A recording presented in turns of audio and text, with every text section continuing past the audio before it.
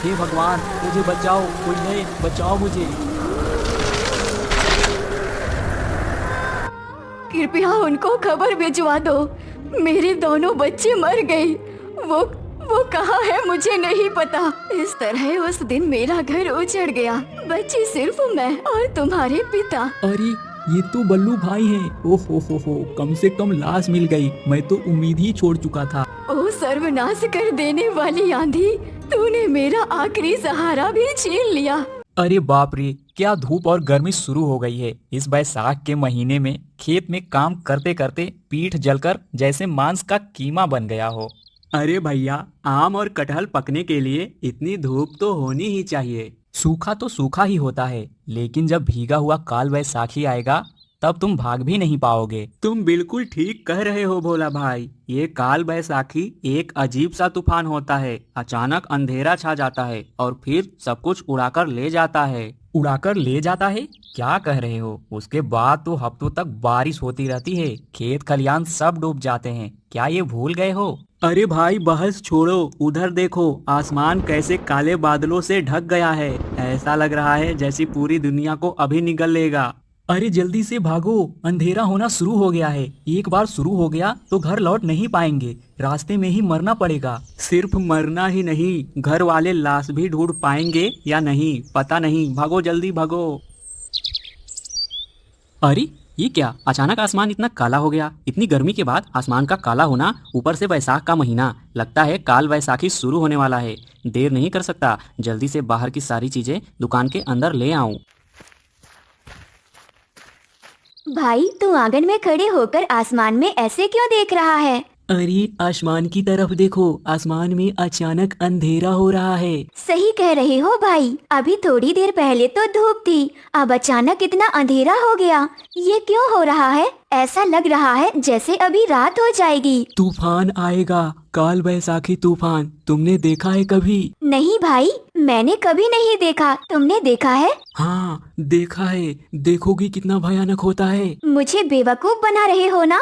अभी थोड़ी देर पहले इतनी धूप थी और अब तूफान होगा। पागल हो क्या भाई? मैं तुम्हारी ये बातें नहीं मानने वाली। तू मान मत गुड़िया, थोड़ी देर बाद खुद ही देख लेना। देखो हवा चलनी शुरू हो गई है। देख रही हो कैसी ठंडी हवा लग रही है। थोड़ी दूर पर तूफान और बारिश शुरू हो गई है और वो अब हमारी तरफ आ रही है। बस अब हमारे यहाँ भी शुरू होने वाली है। देखो शुरू हो गया। अरे सोनू गुड़िया, तुम्हें डर नहीं लग रहा है क्या? जल्दी से घर के अंदर आओ। बोल रही हूँ, इस हवा के साथ कितने शैतान घूमते हैं जानते हो? ये सब कुछ उड़ा ले जाएंगे। जल्दी से अंदर आओ। अरे ये बच्चे समझते क्यों नहीं? देखो तो तूफान शुरू हो गया है, फिर भी बाहर खड़े रहना जरूरी है क्या? मेरी डांट सुने बिना तुम लोगों को अकल ही नहीं आती। मैंने तो कभी काल वैसाखी नहीं देखा, इसीलिए देख रही थी माँ। तुम गुस्सा मत करो। अब सुनो इसकी बात। घर में बैठकर तुम नहीं देख पा रही हो कैसा तूफान हो रहा है? ऐसा तूफान पहले कभी नहीं देखा। लग रहा है सब कुछ उड़ाकर ले जाएगा। न जाने कितनी चीजें उड़कर जा रही हैं। जल्दी से शटर बंद कर देता हूँ, लगता है आज घर लौट नहीं पाऊंगा। अब इस तूफान में बाहर निकलना नामुमकिन है। पता नहीं घर वाले क्या करेंगे। घर नहीं जा पा रहा हूँ, थोड़ा भी अच्छा नहीं लग रहा है, लेकिन जाना भी संभव नहीं है। उससे अच्छा दुकान के अंदर ही लेटकर रात काट दूँ। कल पूरा दिन घर पर ही रहूँगा। बहू, बल्लू अभी तक घर नहीं आया, उससे पूछो कहाँ है। इस तूफान में कहीं बाहर न निकल जाए, दुकान में ही रात बिता ले वो। ठीक है माँ, मैं अभी फोन करती हूँ। हेलो, क्या बोल रही हो? तुम अभी कहाँ हो? मैं तो दुकान में ही हूँ। घर लौटने की तैयारी कर रहा था, लेकिन सामान समेटते समेटते बारिश शुरू हो गई। ठीक है, तुम दुकान में ही रहो। इस तूफान में तुम्हें घर आने की जरूरत नहीं है। ब्रेड और बिस्किट खाकर आराम से लेट जाओ। बाहर जो तूफान हो रहा है उसमें घर आना सुरक्षित नहीं। कैसी जबरदस्त आंधी है। सब पेड़ टूट रहे हैं, कुछ घरों की छतें भी उड़ गई हैं। ठीक है, तो आज घर नहीं आऊँगा, कल मिलेंगे। तुम माँ और बच्चों का ख्याल रखना। कोई दिक्कत हो तो फ़ोन करना। और हाँ, आंधी के बहाने बच्चे बाहर निकलने की जिद करेंगे, उन्हें रोके रखना। तूफान के दिन माँ का भी मन परेशान रहता है, उनका भी ध्यान रखना। ठीक है, तुम भी अपना ध्यान रखना। मैं फोन रख रही हूँ। देखो बच्चों, तुम्हारे पापा आज रात दुकान में ही रहेंगे और तुम्हें भी बाहर नहीं जाना है। चुपचाप दोनों भाई बहन लेट जाओ। मैं देखती हूँ खाने पीने का इंतजाम कैसे करूँ। माँ, खिचड़ी और आलू का भुजिया बनाओ ना, खाने में बहुत मजा आएगा। हाँ, साथ में बैगन का भरता और अचार भी होना चाहिए। क्या खाने की फरमाइश है? जरा मौका मिला नहीं कि दोनों ने लंबी लिस्ट पकड़ा दी। बाहर इतना तूफान चल रहा है और ये लोग मुझे बावर्ची बना देंगे। ठीक है, इतना मुंह मत लटकाओ, चुपचाप दोनों लेट जाओ। मैं खाना बनाकर ला रही हूँ। दादी, आप कर रो क्यों रही हो? बाहर कितना सुंदर तूफान हो रहा है, उसे देखकर कोई ऐसे रोता है क्या? सुंदर तूफान मत कह बेटी, ये तूफान सुंदर नहीं होता, ये तबाही लाने वाला होता है। दादी, हर साल तूफान आते ही आप रोने क्यों लगती हो? कुछ नहीं बेटा, तुम लोग लेटे रहो, मैं जरा तुम्हारी माँ की मदद कर दूं। और उधर मेरा बेटा दुकान में अकेला है, पता नहीं वो कैसा होगा। नहीं दादी, ऐसा नहीं चलेगा, आज आपको बताना ही होगा। अरे नहीं, पहले सब मिलकर खाना खा लो। देखो मेरा खाना तैयार हो गया, ठंडा हो गया तो अच्छा नहीं लगेगा। पहले खा लो, फिर दादी के पास जाकर कहानी सुन लेना। ठीक है, दो खाना। खाते खाते मेरा मन बड़ा बेचैन हो रहा है। इस तूफान की आवाज बिल्कुल अच्छी नहीं लग रही। उधर मेरा बेटा बाहर है। खाते समय ऐसे मत सोचिए माँ, आपका बेटा दुकान के अंदर सुरक्षित है। उन्होंने मुझसे बात की थी। आप खाना खा लो। बाहर लगता है कि तूफान और रफ्तार से बढ़ रही है। दुकान हिल हिल कर कांप रही है। ऐसा लग रहा है जैसे दुकान उड़कर चली जाएगी। घर ना जाकर क्या मैंने गलती कर दी? अरे ये क्या, दुकान और भी जोर से हिल रही है। लग रहा है जमीन से उखड़कर जा रही है दुकान। हे भगवान, मुझे बचाओ, कोई है, बचाओ मुझे।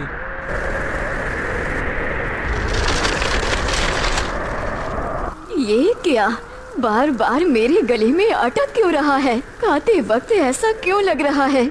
बहू, तुम बबलू को फोन करो। आपका बेटा अभी सो रहा होगा, उनको फोन करके परेशान करना सही नहीं होगा। इस तूफान में अगर एक बार नींद खुल गई तो फिर से सो नहीं पाएंगे वो। आप बेवजह इतनी चिंता कर रही हैं। उधर तो वो खर्राटे लेकर सो रहे होंगे। खाना खत्म, अब चलो कहानी सुनाओ।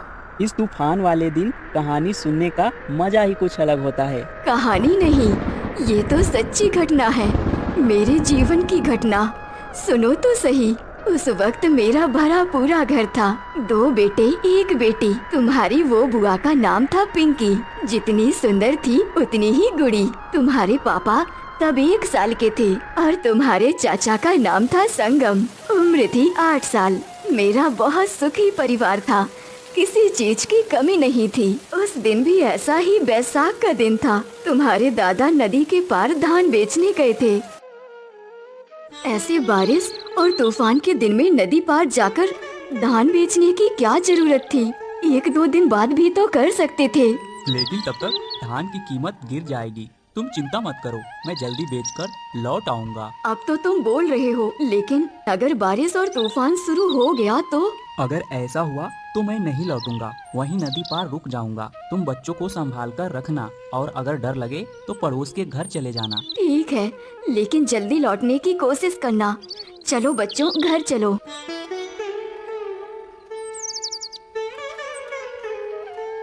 धान बेचते बेचते देर हो गई, आसमान भी काला लग रहा है। किशन जल्दी से इस पार ले चलो, अगर देर हो गई तो तूफान में फंस जाएंगे। घर पर बीवी बच्चे देर हुई तो चिंता करेंगे। अरे जरा रुकिए रुकिए, आप तो इतने पैसे लेकर जा रहे हैं उस पार, मेरा क्या? मैं अगर आपको अकेले लेकर जाऊंगा तो मेरा पेट कैसे भरेगा भैया? मेरा भी परिवार है, बच्चे हैं, उनके लिए भी तो कमाना पड़ता है। ऊपर से ये तूफान और बारिश शुरू हो गई है। हर दिन तो नाव चला नहीं सकता। अगर तेज बारिश हुई तो नदी कैसे पार कर पाएंगे, बताइए तो। ठीक है, मैं थोड़ा इंतजार कर लूंगा, लेकिन तुम जल्दी से 1-2 और यात्री बैठा लो। ज्यादा देर मत करना, क्योंकि आसमान का हाल देख रहा हूँ, वो अच्छा नहीं लग रहा है। वैसे भी बीवी की बात न मानकर चला आया। कह तो रहे थे कि जल्दी लौट आएंगे, लेकिन अब तक कोई खबर नहीं। उधर आसमान और भी अंधेरा हो गया। लगता है तूफान उठ रहा है। कितनी बार मना किया था जाने को, लेकिन कौन सुनता है। लो, बोलते बोलते तूफान भी आ गया। लगता है आज वो लौट नहीं पाएंगे। मैं बच्चों को लेकर घर में ही रहूंगी। किसी और के घर जाने की कोई जरूरत नहीं है। अब नाव छोड़ो, देखो कितनी देर हो गई है, आसमान कितना काला हो गया है। क्या तुम्हें दिखाई नहीं दे रहा? क्या पैसे के लिए हम सबकी जान खतरे में डाल दोगे? अरे नहीं नहीं, मैं ऐसा नहीं करूँगा। ये लो, नाव छोड़ रहा हूँ। अरे भाई, मैं किसान नाविक हूँ। मेरे नाव पर कोई डरता नहीं है, सब आराम से बैठते हैं, चाहे तूफान हो या कुछ भी। मैं ऐसे नाव चलाऊंगा कि कोई भी इसे रोक नहीं पाएगा, समझे भैया? बहुत बातें हो गईं, अब नाव छोड़ो, मेरा मन अच्छा नहीं लग रहा है।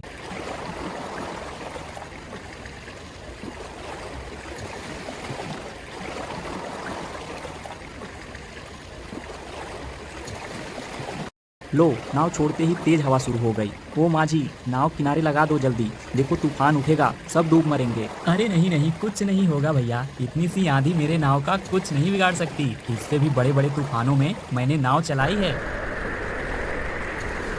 अरे क्या मुसीबत में पड़ गया। एक तो देर हो गई है, ऊपर से तूफान उठ गया और अब नाव किनारे नहीं लगा रहा। पता नहीं आज किस्मत ने क्या लिखा है। माँ जी देखो, नदी की लहरें कितनी ऊंची उठ रही हैं। दया करो, अब नाव को रोक लो। अरे भाई, आप तो बहुत परेशान कर रहे हैं। लगता है आपको ही मेरी गलती लग रही है। बाकी कोई कुछ नहीं कह रहा है, बस आप ही इतना हल्ला मचा रहे हैं। एक तो तूफान, ऊपर से आप ऐसे बोलेंगे तो मैं नाव कैसे चलाऊंगा? चुपचाप बैठ जाइए, मुझे अपना काम करने दीजिए। अच्छा, कोई कुछ नहीं बोल रहा है, मैं ही बोल रहा हूँ, ठीक है? अब मैं कुछ नहीं कहूँगा, सबका जो होगा मेरा भी वही होगा। मैं जाकर नाव के अंदर बैठता हूँ। अरे माँ जी, देखो कितनी बड़ी बड़ी लहरें आ रही हैं। उसके साथ ये तेज हवाएं। बड़ी बड़ी बातें की थी, अब तो नाव डूबने की हालत में है। अब हमारा क्या होगा? क्या हम सब डूब मरेंगे? मैं समझ नहीं पाया कि तूफान इतनी तेजी से आएगा। आप लोग कृपया शांति से बैठ जाइए। शांति से बैठे? इसका क्या मतलब? हम मौत की ओर जा रहे हैं और तुम हमें शांति से बैठने को कह रहे हो? बाहर इतनी चीख पुकार क्यों हो रही है? चलो जाकर देखता हूँ क्या हुआ है। अरे भाई, मैं सच में नहीं समझ पाया कि पानी इतना बढ़ जाएगा और मैं किसी भी तरह से पानी से नहीं लड़ पा रहा हूँ। नाव पूरी तरह खराब हो गई है। मुझे माफ़ कर दीजिए, अगर मैंने आपकी बात मानी होती तो ये नहीं होता। अब कुछ नहीं हो सकता, सब लोग भगवान को पुकारो। अब हमारे पास बचने का और कोई रास्ता नहीं है, सिर्फ हमें भगवान ही बचा सकते हैं। नाव में पानी घुस रहा है, नाव डूब रही है। इस बीच नदी को पार तैरकर भी नहीं कर पाऊंगा।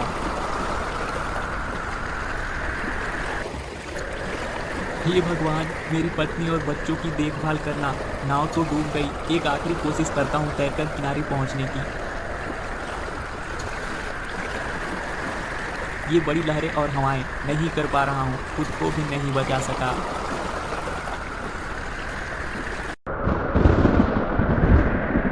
अचानक मेरी नींद क्यों टूट गई? बाहर तो तूफान थमने का नाम नहीं ले रहा। वो इस तूफान में कैसे होंगे कौन जाने। अगर धान बेचकर पैसे लिए होंगे तो वो कहाँ छिपा रहे होंगे? चोरी का डर भी तो होगा, और अगर नहीं बेच पाए तो इस साल में वो कहाँ होंगे कौन जाने। मेरा दिल तो बहुत घबराने लगा है।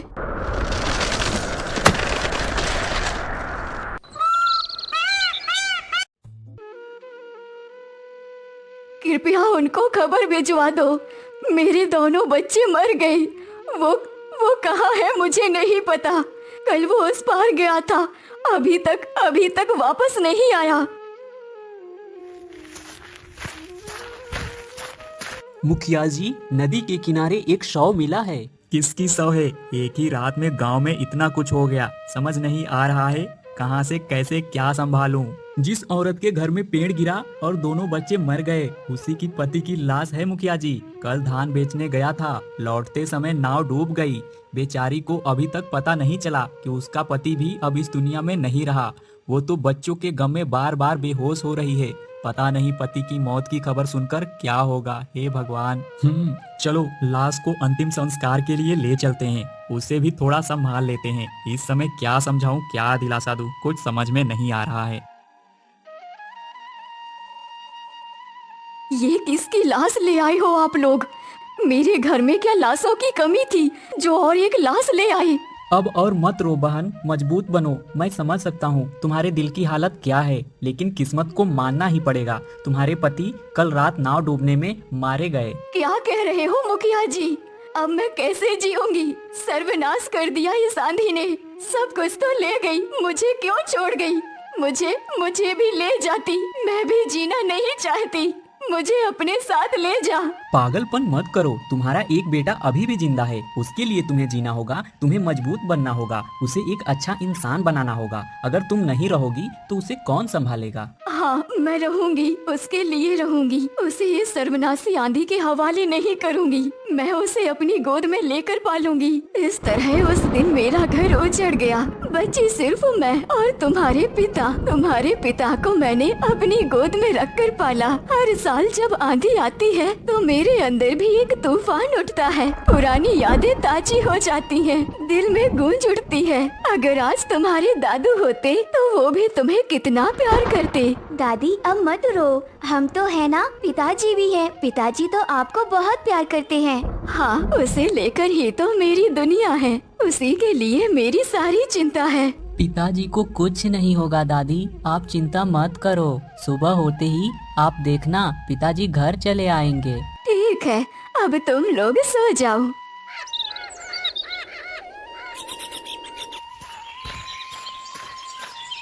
बल्लू भाई जल्दी बाहर आओ, कहाँ हो तुम? वहाँ तुम्हारा सब कुछ उजड़ गया, इस ओर तुम्हारा कोई पता नहीं चल रहा है। ओ बल्लू भाई। वो घर में नहीं है, क्या हुआ मुझे बताइए, वो लौटे तो मैं बता दूंगी। अरे कल रात की आंधी में बल्लू भाई की दुकान उड़ गई, दुकान का कोई नामो निशान नहीं है। अब आप लोगों को भी कुछ नहीं पता? क्या कह रहे हो? कल तो वो दुकान में ही थे। माँ, मेरा सब कुछ लुट गया। वो कहाँ है अब? माँ जरा इस ओर आओ, देखो ये लोग क्या कह रहे हैं। आप मत रोइए, मैं अभी खोजने जा रहा हूँ बल्लू भाई को। क्या हुआ? किसे खोजने जाओगे? अरे अम्मा, बल्लू भाई की दुकान उड़ गई, वो दुकान में ही थे शायद, ये खबर देने आया था। क्या कह रहे हो? मेरा बेटा कहाँ है? जल्दी उसे ढूंढ कर लाओ। हे भगवान, मेरा बेटा मुझे वापस कर दो, उसे मुझसे मत छीनो।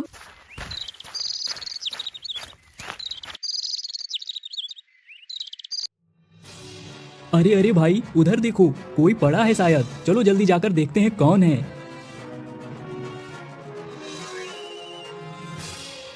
अरे ये तो बल्लू भाई हैं। ओहो हो, कम से कम लाश मिल गई। मैं तो उम्मीद ही छोड़ चुका था। बिना कुछ बोले ले चलो। ओ सर्वनाश कर देने वाली आंधी, तूने मेरा आखिरी सहारा भी छीन लिया। मेरा एक ही तो बेटा बच्चा था, तूने उसे भी ले लिया। अगर तू मुझे ले जाती तो अच्छा था, तूने तो बच्चों को अनाथ कर दिया। इस आंधी ने मुझे भी आपकी तरह बेसहारा बना दिया। माँ, मेरे बच्चों के सिर से भी पिता का साया चला गया। आप सही कहती थी दादी, ये आंधी सुंदर नहीं है, ये सर्वनाशी काल बैसाखी है।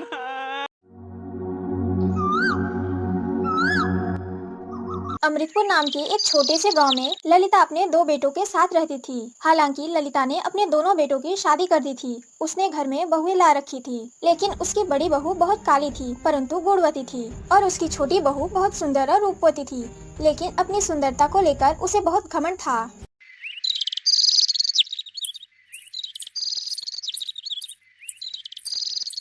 मैं कह रही थी रूपा बहन, जरा आंगन झाड़ दो ना, क्योंकि मेरे पास बहुत सारा काम पड़ा है। तुम बस आंगन झाड़ दो, बाकी मैं सभी काम कर लूंगी। तब रूपा मन में सोचने लगती है, इस आंगन में इतनी धूल मिट्टी पड़ी है, और अगर मैं अभी झाड़ने जाऊं तो मेरे पूरे शरीर पर धूल मिट्टी भर जाएगी।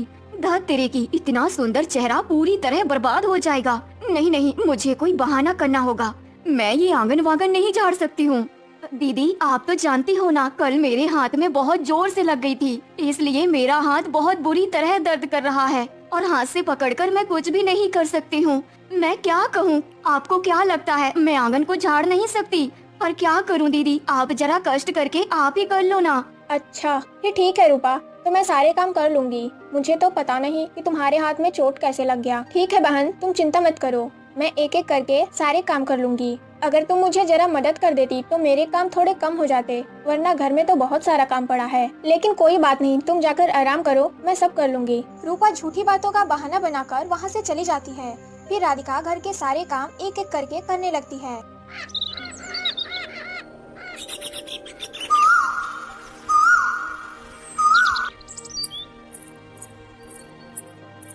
अरे बहू, तुम सुबह से अकेले ही सभी काम कर रही हो। वैसे छोटी बहू कहाँ चली गई? उसे तो यहाँ आसपास भी नहीं देख रही हूँ मैं। माँ जी, मैं क्या कहूँ, छोटी के हाथ में चोट लग गई है, इसलिए वह कुछ कर नहीं सकती।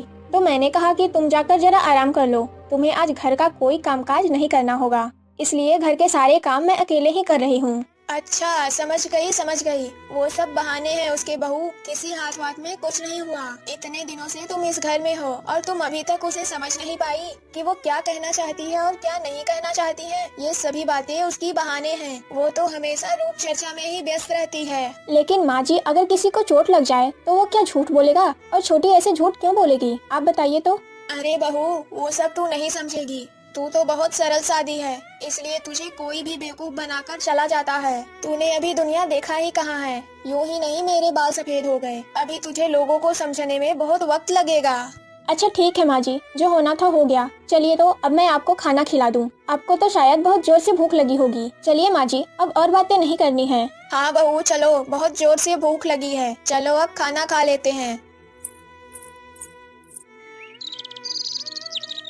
ये जी, सुन रहे हो, इस गांव में सबसे ज्यादा सुंदर कौन है? बोलो तो। अरे भाग्यवान, ये कैसा सवाल कर रही हो, बताओ तो। अरे बोलो ना, इस गांव में सबसे ज्यादा रूपवती कौन है? बोलो तो। भाग्यवान, इस गांव में तुम सबसे ज्यादा सुंदर हो। तुमसे ज्यादा रूपवती कोई है ही नहीं। हाँ, फिर ये भी जान लीजिए, मुझसे ज्यादा सुंदर कोई और हो भी नहीं सकता। पता नहीं माँ ने तुम में ऐसा क्या देखा जो तुम्हारे साथ मेरा ब्याह करा दिया। ये कौन जानता है, मैं तुमसे और अच्छा लड़का पा सकती थी, समझे? क्योंकि मैं इतनी सुंदर हूँ कि कोई भी लड़का मुझे देखते ही पसंद कर लेता। क्यों भाग्यवान, ये सब तुम कैसी बातें कर रही हो? क्या मैं दिखने में बुरा हूँ या मुझ में कोई कमी है? बोलो तो जरा। हाँ, जाओ ना, जरा शीशे के सामने खड़े होकर अपना चेहरा देखो, तब समझ आएगा तुम मेरे साथ बिल्कुल नहीं जचते, समझे? तुम कहाँ और मैं कहाँ। पता नहीं माँ ने किस दुख में तुमसे मेरा ब्याह किया, ये कौन जानता है भला। देखो भाग्यवान, इतना ज्यादा रूप का घमंड करना अच्छा नहीं है। आज तुम्हारा रूप है तो कल नहीं भी हो सकता है, लेकिन इंसान के मन और गुण ज्यादा अच्छा होना चाहिए। लेकिन वो तो तुम्हारे मन में है ही नहीं। सारा दिन बस रूप चर्चा में बैठी रहती हो। ये सुनो, मेरे सामने बिल्कुल बकवास बातें मत करना। तुम्हारा भाग्य अच्छा है कि तुम्हें मेरी जैसी इतनी सुंदर लड़की मिल गई, नहीं तो उस दीदी जैसी काली भूतनी तुम्हारी किस्मत में होती, समझे? क्यों, तुम्हारे रूप को धुलकर मैं पानी पी जाऊं क्या? हाँ, वो तो तुम पी ही सकते हो। अगर तुम्हारा चेहरा मेरे जैसा सुंदर हो जाए तब तुम कहना, ठीक है? जब तुम मुझे लेकर घर से निकलते हो तब आसपास के लोग मेरे रूप की तारीफें करते हैं। क्यों, तुम्हें अच्छा नहीं लगता क्या? चलो हटो तो, अब मुझे सोने दो। हर वक्त रूप रूप और रूप, सारा दिन घर में बैठकर बस यही करती रहती हो। कल मुझे उठना है, अब मैं सोता हूँ। हाँ वही तो, मैं जरा सुंदर हूँ तो सब मेरे रूप को लेकर कितने जलते हैं। माँ जी, मैं कह रही थी, जरा मेरे साथ चलिए ना। मेरी पीठ पर जरा साबुन लगा दीजिएगा। मेरी पीठ तक हाथ नहीं पहुँच रहा, इसलिए मैं अच्छे से साबुन नहीं लगा पा रही हूँ। चलिए ना माँ, आप जरा लगा दीजिए। सुनो छोटी, माँ जी की उम्र काफी हो गई है और इस उम्र में कुएं पर माँ जी का पैर फिसल सकता है। कहीं कुछ हो गया तब क्या होगा? उससे अच्छा चलो मैं ही तुम्हारे पेट पर साबुन लगा देती हूँ। नहीं दीदी, रहने दो। तुम्हारे उस काले शरीर से अगर तुम मेरे शरीर को छुओगी तो पता नहीं मैं भी तुम्हारी तरह काली हो गई तो। नहीं नहीं बाबा, तुम्हारे हाथ से मैं साबुन नहीं लगवाऊंगी। छोटी बहू, ये तू क्या बोल रही है? क्या तुम जानती हो तुम ये सब क्या बात कर रही हो और किसे ये सब बोल रही हो? जो लड़की हमारे घर के लिए सारा दिन मेहनत करती है, इतना खाना बनाती है, उसके हाथ का खाना तुम खाती हो और उसे ही कह रही हो कि उसके हाथ से साबुन नहीं लगवाओगी? छोटी, तू ऐसी बात क्यों बोल रही है बहन? मैं तो तुझे बहन की तरह कितना प्यार करती हूँ। तुझे बहन का दर्जा दिया है और तूने इस तरह बोल दिया। मैं क्या करूँ बोल? अगर भगवान ने मुझे काले रूप में भेजा है तो मैं उसमें क्या कर सकती हूँ? क्या मैं अपनी मर्जी से काली हुई हूँ? कौन सी लड़की अपनी मर्जी से काली होना चाहेगी बताओ? इस दुनिया में काली को कोई पसंद नहीं करता है और तुमने भी मुझे इस तरह बोल दिया। क्या दीदी, मैंने तो सही बात ही कही है। एक बार शीशे में जाकर अपना चेहरा देखो ना, तब समझ आएगा कि तुम कितनी काली हो। और हाँ, रहने दो, किसी को इतना साबुन लगाने की जरूरत नहीं है मुझे, मैं खुद ही लगा लूंगी। ये सारी बातें सुनाकर रूपा वहाँ से चली जाती है। माँ, आप बताइए ना, अगर मैं काली हूँ तो क्या ये मेरा दोष है? क्यों सब मेरे साथ ऐसा व्यवहार करते हैं? काले होने से क्या वे इंसान नहीं हैं? बहू तुम उसकी बातों से दुखी मत हो, उसकी तो अभी अकल ही नहीं आई है कि कहाँ क्या बात बोलनी है। तुम चुप रहो, मैं तो जानती हूँ कि तुम कैसी हो। माँ जी, जब बाहर के लोग काला बोलते हैं वो तो समझ आता है, लेकिन जब घर के ही लोग काला कहकर अपमान करते हैं तब वो बहुत दुखदाई होता है माँ, बहुत दुखदाई। बचपन से ही सुनते आ रही हूँ, मैं काली अपशकुनी हूँ। लेकिन क्यों माँ, समाज में ऐसा क्यों होता है कि काले लोगों को क्यों महत्व नहीं दिया जाता? दुखी मत हो बड़ी बहू, एक दिन छोटी बहू अपनी गलती समझ जाएगी। तुझे कितना दुख हो रहा है ये मैं समझ सकती हूँ, और तुम्हें जो गुण है वो मैं जानती हूँ। भगवान ने शायद तुमको रूप नहीं दिया, लेकिन तुम्हें सभी गुण देकर भेजा है। राधिका के गहरे रंग की वजह से रूपा जब तब राधिका को ताने मारती थी। इस तरह काफी दिन बीत जाते हैं।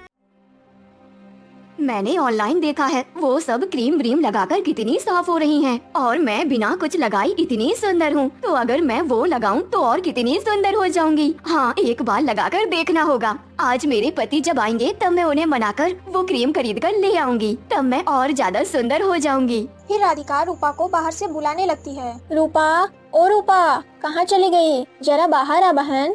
अरे धत तेरे की, मुझे तालाब के किनारे जाना बिल्कुल अच्छा नहीं लगता। ये काम करती हूँ, दीदी के साथ जाती हूँ। अगर तालाब के किनारे कोई होगा तो वो मेरे सुंदर चेहरे की तारीफ करेगा। फिर तो चलती हूँ। ठीक है दीदी, चलो मैं तुम्हारे साथ चलती हूँ। फिर दोनों तालाब के किनारे कपड़े धोने के लिए चल देती हैं। जब राधिका और रूपा तालाब के किनारे पहुँचती हैं, तब वहाँ गाँव की 2 और भाभियाँ थी। तब वो बोलने लगती हैं, ललिता काकी की छोटी बहू तो पूरी राजकुमारी जैसी लगती है। कितना सुंदर रूप है। इतना सुंदर रूप हमारे गांव में किसी का भी नहीं है। इतनी सुंदर कि मैं क्या कहूँ। हाँ दीदी, आप बिल्कुल ठीक बोल रही हो। ललिता काकी की बड़ी बहू को देखो, हांडी के पीछे जैसा काला रंग होता है वैसा ही लग रही है। और इधर छोटी बहू का रंग देखो, सोने जैसा चमक रहा है। वाह, कितना सुंदर लग रहा है। वैसे ओ छोटी बहू, ऐसा रंग तुमने कैसे बनाया? बोलो तो जरा, हमें भी तो बताओ। अरे ये सब क्या बोल रही हो आप? ऐसा रूप तो स्वयं भगवान ने मुझे दिया है, और हाँ, मैं बिना कुछ लगाए ही इतनी सुंदर हूँ। तो जरा ये बताइए, अगर मैं कुछ लगाऊं तो कितनी सुंदर दिखने लगूंगी? अरे छोटी बहू, तुम्हें कुछ लगाने की जरूरत नहीं है। तुम बिना लगाए ही इतनी सुंदर हो। जरूरत तो तुम्हारी जेठानी को है। तुम ऐसा करो, कोई क्रीम व्रीम लाकर अपने जेठानी को दो। बेचारी अपने चेहरे और शरीर का रंग थोड़ा बदल ले। हाँ, बस वही बाकी था। दीदी चाहे कितना भी कुछ लगाए, दीदी का रंग काले से सफेद नहीं होने वाला, ऐसा ही रह जाएगा।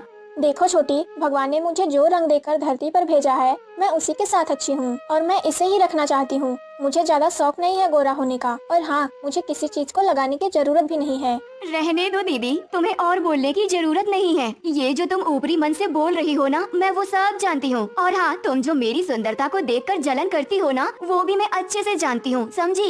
ये सब तू क्या बोल रही है छोटी? तुम्हारे रूप को देखकर मैं जलन क्यों करूँगी, बताओ तो।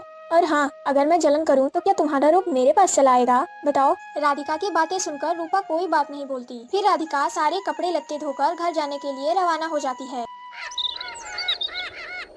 भगवान ने मुझे जो रूप देकर भेजा है, मैं उससे खुश हूँ। पता नहीं लोगों को मेरे इस रंग से क्या परेशानी है।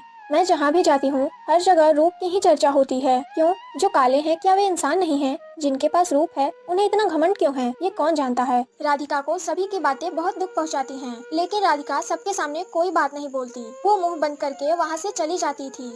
इस तरह काफी दिन बीत जाते हैं। अच्छा सुनो ना, मैं कह रही थी मेरे लिए कुछ क्रीम ला दोगे? मैंने वो वीडियो में देखा है, वो लोग क्रीम लगाकर कितनी सुंदर हो रही हैं, तो मैं भी एक बार लगाना चाहती हूँ। ला दो ना, ला दोगे ना? क्यों भाग्यवान, तुम तो वैसे ही सुंदर हो, तो फिर क्रीम लगाने की क्या जरूरत है? देखो, क्या तुम नहीं चाहते हो कि तुम्हारी बीबी जरा सुंदर हो? सब उसकी कितनी तारीफ करेंगे। और हाँ, मैं इतना जो कुछ भी करती हूँ सिर्फ तुम्हें दिखाने के लिए ही करती हूँ। क्या तुम मेरे लिए इतना भी नहीं कर सकते? अच्छा ठीक है, तुम इतनी चिंता मत करो। क्या क्या लाना है एक बार तुम उसे कागज पर लिखकर मुझे दे दो, मैं वो खरीद कर ला दूंगा, ठीक है? रूपा अपने पति के मुँह से ऐसी बातें सुनकर बहुत खुश हो जाती है।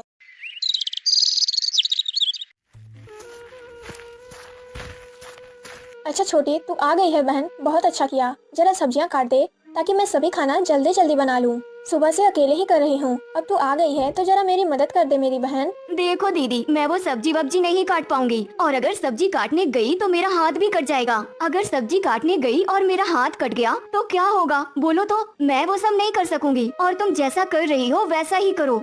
छोटी, तो घर का कोई भी काम कभी अच्छे से नहीं करती हो। एक भी काम बोलने पर तू ऐसा क्यों करती हो? देखो दीदी, अगर मैं घर के काम काज करने गई तो मेरे शरीर और हाथ पैर पर मिट्टी लग जाएगी और मैं नहीं चाहती कि मेरे इतने सुंदर शरीर पर धूल मिट्टी लगे। तू सुंदर है तो क्या घर का कोई काम नहीं करेगी? तो शादी क्यों की? बोल, घर पर ही रह सकती थी। तू तो जानती है ससुराल आने पर सारे काम काज करने होते हैं। घर में वृद्ध माँ है तो तू क्या बोलेगी? किससे काम करवाएगी? मैं हूँ तो सारे काम काज कर देती हूँ। और तू अगर अकेली होती तो क्या बोलती? इतना रूप कर सकती थी। बोल। देखो दीदी, ये घर के काम काज तुम्हारी जैसी काली लड़कियों को ही शोभा देता है, मेरी जैसी इतनी सुंदर लड़की को नहीं। और हाँ, मैं ये सब नहीं कर सकूंगी। तुम जैसे कर रही हो वैसे ही करो। मैं जा रही हूँ। रूपा राधिका को ये सारी बातें बोलकर चली जाती है। अब अकेले इतना सारा खाना कैसे बनाऊं, ये समझ ही नहीं आ रहा।